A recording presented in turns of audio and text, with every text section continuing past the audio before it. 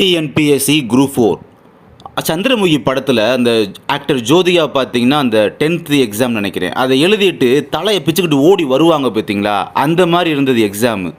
PhD படித்து முடித்தவங்க கூட வந்து எழுத முடியாது போல், அந்த காலத்து புலவர் பண்டிட்டு படித்தவங்க கூட எழுத முடியாது. அந்த மாதிரி மிக படுமோசமாக கேவலமாக இருந்த ஒரு துரதிருஷ்டவசமான எக்ஸாமுக்கு இன்றைக்கி ஒரு உயிர் போயிருச்சு. இன்னும் எத்தனை உயிர் போக போகுதுன்னு தெரியலை. சரி, இப்போ என்ன நடந்திருக்கு அப்படின்றத பார்க்கலாம். கம்ப பக்கத்தில் உள்ள ஆங்கூர்பாளையம் பகுதியை சேர்ந்தவர் தான் பாண்டி. இவருடைய மகன் தான் இளமனோ, வயது 26, கவர்மெண்ட் எக்ஸாமுக்காக படிச்சுட்டு வர்றாரு. அவர் வீட்டை தள்ளிட்டு வீட்டில் இருந்து இல்லாமல் அதே கம்பம் டிஸ்ட்ரிக்டில் பாரதியார் நகரில் வாடகைக்கு வீடு எடுத்து ஃப்ரெண்ட்ஸோடு சேர்ந்து உட்காந்து படிச்சுட்டு இருந்திருக்காரு டிஎன்பிஎஸ்சி எக்ஸாமுக்கு. குறிப்பாக 12ஆம் தேதி நடந்த குரூப் 4 எக்ஸாமு இளமனோ அப்படின்றவர் இந்த எக்ஸாமை பார்த்தீங்கன்னா ராயப்பன்பட்டியில் உள்ள எக்ஸாம் சென்டர் தான் எழுதியிருக்காரு. எக்ஸாம் எழுதி முடிச்சு வந்து பார்த்தீங்கன்னா அவர் ரொம்ப சோகமாக இருந்திருக்காரு.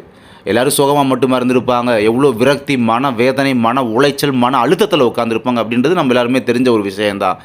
அந்த சோகத்தில் அவரும் இருந்திருக்காரு. இதை பற்றி அவங்க பேரண்ட்ஸ் கேட்டபோது என்ன சொல்லியிருக்காருன்னா, ரொம்ப எக்ஸாம் டஃப்பாக இருந்துச்சு, சரியாக எழுதலை அப்படின்ற மாதிரி ரொம்ப ஃபீல் பண்ணி பேசியிருக்காரு. ஸோ அவங்களுக்கு தைரியம் கொடுத்து உங்கள் பேரண்ட்ஸுமே பார்த்தீங்கன்னா சரி அடுத்த எக்ஸாம் வரதில் அதை நல்லபடியாக எழுதிக்கலாம் சொல்லி ஆறுதல் சொல்லியிருக்காங்க. இருந்தாலும் அவர் வந்து விரக்தியிலே இருந்திருக்காரு. இப்போ பார்த்தீங்கன்னா தற்கொலை பண்ணிக்கிட்டாரு. தற்கொலை அப்படின்றது ஒரு தீர்வு அப்படின்றது கிடையாது. அதனால் தற்கொலை அப்படின்ற ஒரு முடிவுக்கு யாரும் போயிடவும் கூடாது அப்படின்றது இந்த வீடியோ மூலமாக கன்வே பண்ணிக்கிறேன். இந்த சுச்சுவேஷனில் தான் பார்த்தீங்கன்னா இப்போ 21ஆம் தேதி கம்பத்துக்கு போகிறேன்னு சொல்லிட்டு வீட்டில் இருந்து கிளம்பி இளமனோ வந்து அவங்க பேரண்ட்ஸை சொல்லிவிட்டு நான் கம்பத்துக்கு அவர் ரூமுக்கு போகிறேன்னு சொல்லிட்டு போயிட்டார். ஆனால் அன்றைக்கி ஈவினிங் வரை பார்த்தீங்கன்னா கால் பண்ணி பார்த்துருக்காங்க, இளமனோவோட செல்ஃபோனை ரீச் பண்ண முடியலை. அப்போ ரீச் பண்ண முடியாதனால அவங்க ஃப்ரெண்ட்ஸில் விசாரிச்சிருக்காங்க. அதனால் கண்டினியூவாக என்ன பண்ணியிருக்காங்கன்னா கம்பத்தில் தங்கி படித்தார் பார்த்தீங்கன்னா அந்த ரூமு, ஸோ அங்கேயே பார்த்துருக்காங்க. ஸோ அப்போ தான் ஒரு விஷயமே நடந்தது புரிய முடிஞ்சிருக்கு. அப்போ தான் பார்த்தீங்கன்னா அந்த ரூமில் வந்து தூக்கு போட்டு தொங்கி பிணமாக கடந்திருக்காரு. அவர் இறந்து ரொம்ப நேரம் ஆகிருக்கு. ஸோ அதை பார்த்த உடனே பார்த்தீங்கன்னா ரொம்ப ஷாக்கிங் ஆகிடுச்சு. அவங்க இளமனோவோட பேரண்ட்ஸுக்கு கதறி அழுதுருக்காங்க.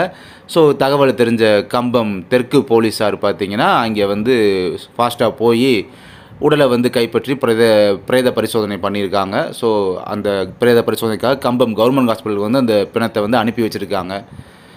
ஸோ பின்பு இந்த சம்பவம் குறித்து பார்த்தீங்கன்னா வழக்கு பதிவு பண்ணி விசாரிச்சுட்டு வந்துட்டு இருக்காங்க. என்ன நடந்துச்சு அப்படின்றத விசாரிச்சுட்டு வந்துட்டு இருக்காங்க. இந்த விஷயம் பார்த்தீங்கன்னா எந்த ஒரு நியூஸ் சேனல்லையுமே டிவிலலாம் ஷோ பண்ணி காமிக்கலை. மற்றபடி 2 நியூஸ் பேப்பரில் மட்டும் இந்த விஷயத்தை வந்து வந்திருக்கு.